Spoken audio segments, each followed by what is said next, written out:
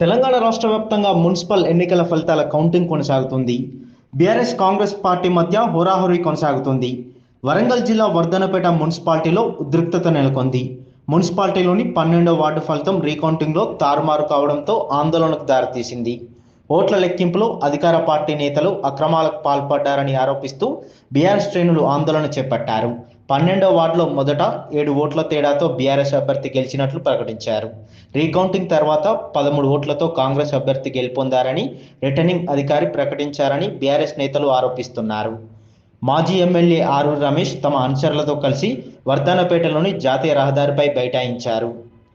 కాంగ్రెస్ ప్రభుత్వం అధికారులకు వ్యతిరేకంగా నినాదాలు చేశారు. వెంటనే ఎన్నికల అధికారులు స్పందించి రీకౌంటింగ్ నిర్వహించాలని డిమాండ్ చేశారు. జాతీయ రహదారిపై బైఠాయించి నిరసనలు తెలపడంతో వాహన రాకపోకలకు అంతరాయం ఏర్పడింది.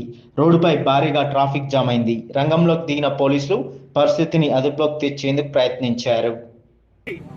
గెలిచిందని డిక్లేర్ చేసిన తర్వాత మళ్లీ రీకౌంటింగ్ పేరా కాంగ్రెస్ అభ్యర్థిని డిక్లేర్ చేశారు.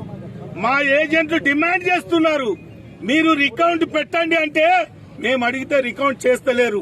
ఇవాళ అధికార పార్టీ మరి అధికారులు అధికార పార్టీకి ఒత్తాసు పలుకుతూ ఎన్నికల నియమావళిని ఉల్లంఘించి గెలిచిన అభ్యర్థుల్ని ఓడినట్టు చెల్లే ఓట్లను చెల్లనట్టు చేసి మరి 12వ వార్డు మీరు కాంగ్రెస్ గెలిచిందని డిక్లేర్ చేస్తున్నారు.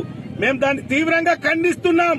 మీరు ఒక్క ఓటుతో మీరు ఓడిపోతారని మీరు ఆలోచన చేసి అధికారులపై ఒత్తిడి చేసి ఈ రోజు 12వ వార్డైన చివరి వార్డును కైవసం చేసుకోవడానికి ప్రయత్నం చేస్తున్నాం.